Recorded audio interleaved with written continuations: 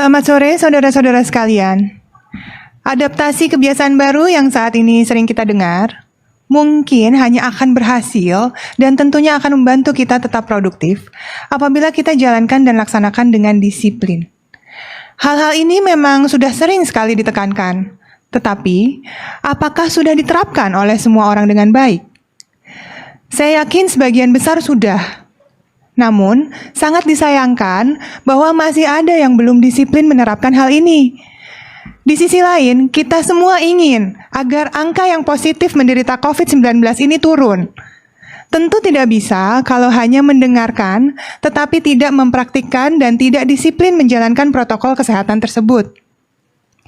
Maka, sekali lagi, pada sore hari ini, izinkan saya untuk mengulas kembali tentang pentingnya mempraktikkan hal-hal mendasar yang melindungi diri kita dari COVID-19.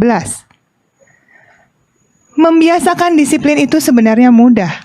Misalnya, cuci tangan sesering mungkin. Cari tempat cuci tangan yang ada sabun dan air mengalir. Atau, gunakan cairan pembersih tangan yang mengandung alkohol. Jadi, kemanapun kita pergi, selalu membawa hand sanitizer. Saudara-saudari, antivirus atau vaksin COVID-19 belum ditemukan sampai sekarang. Berbagai uji coba masih dilaksanakan dengan teliti. Namun, belum dapat dipastikan kapan kita akan punya vaksin yang efektif. Karena vaksin sebenarnya bisa melindungi diri kita dari virus SARS-CoV-2, si penyebab COVID-19 ini. Menurut pakar kesehatan masyarakat, perlindungan terhadap COVID-19 saat ini adalah dengan mematuhi protokol kesehatan yang ketat. Tameng kita adalah perilaku yang mengurangi resiko penularan.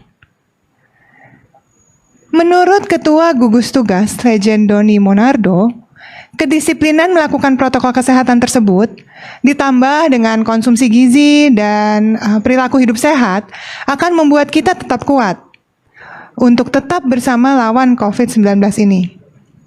Dan menurut Presiden Joko Widodo, melakukan keduanya dengan rajin dan bersama-sama membuat kita produktif dan aman dari COVID-19.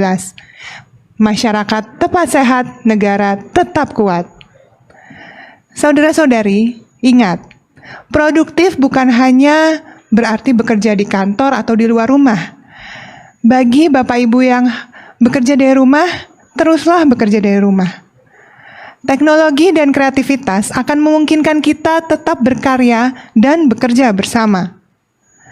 Pada sore hari ini, saya akan menjelaskan salah satu dari protokol kesehatan yang harus sering kita lakukan. Sekali lagi, mencuci tangan dengan baik dan benar penting sekali dilakukan. Kenapa? Karena lebih dari 1.000 jenis kuman, baik itu bakteri, virus, jamur, itu dapat terbawa di tangan kita. Bagi rekan-rekan sejawat dokter dan tenaga kesehatan lainnya yang bekerja di rumah sakit, penelitian menunjukkan bahkan lebih besar lagi potensinya. Dan tangan kita ini, saudara-saudari, menyebarkan kuman tersebut. Maka dengan sering menyentuh atau memegang benda-benda yang ada sekeliling kita, itu bisa saja menularkan kita.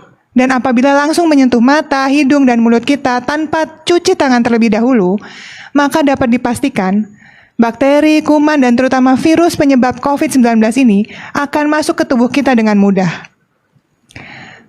Sejumlah studi menunjukkan bahwa virus COVID-19 dapat bertahan sampai dengan 72 jam di atas permukaan plastik dan stainless steel atau besi tahan karat, dan dapat bertahan sekitar 4 jam di atas permukaan tembaga dan kurang dari 24 jam pada kertas karton. Jadi, selalu ingat untuk sering-sering mencuci tangan, karena kemungkinan besar kita bisa menyentuh permukaan-permukaan tersebut kalau kita berada di luar rumah. Badan Kesehatan Dunia WHO menyarankan mengikuti 7 langkah cuci tangan yang benar, yaitu selama sekitar 20 detik. Bapak, Ibu, dan saudara-saudara sekalian, Presiden Joko Widodo sering mengingatkan kita semua bahwa kita bisa mengatasi pandemi ini dengan bergotong royong, bersatu, kerjasama melawan COVID-19. Nah, di saat seperti ini, kebersamaan kita diuji. Kebersamaan hanya bisa dilakukan jika kita disiplin menjalankan protokol kesehatan dengan ketat. Dan disiplin ini akan menghasilkan perubahan perilaku dengan kebiasaan baru, sehingga kita menjadi produktif dan aman dari COVID-19.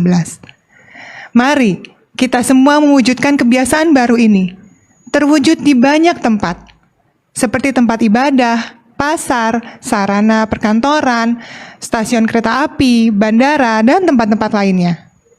Saya yakin bahwa semua anggota masyarakat akan saling bergotong royong, bersatu melawan COVID-19 dan bersatu menyelesaikan krisis kesehatan ini.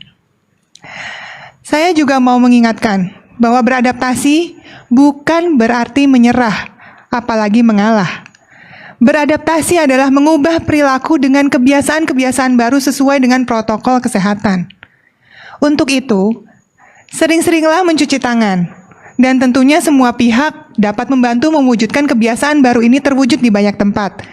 Seperti tadi ada di tempat ibadah, pasar, sarana perkantoran, dan lain-lain. Sediakanlah tempat cuci tangan dan sabun yang memadai.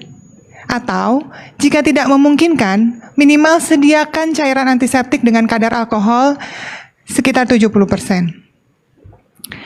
Gerakan cuci tangan yang masif dan massal ini bukan hanya dapat memutus penularan COVID-19, tapi dapat meningkatkan infrastruktur perilaku hidup bersih sehat kita. Karena menurut survei BPS tahun 2019, proporsi populasi perkotaan yang memiliki fasilitas cuci tangan dengan sabun dan air mengalir di Indonesia masih di bawah 80%, dan angkanya lebih rendah lagi di populasi pedesaan.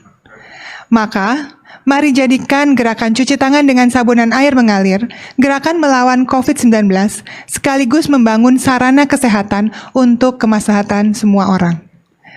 Terima kasih. Untuk selanjutnya, saya akan mempersilahkan Dr. Ahmad Yuryanto untuk menyampaikan kinerja data sampai dengan hari ini Kamis 11 Juni 2020.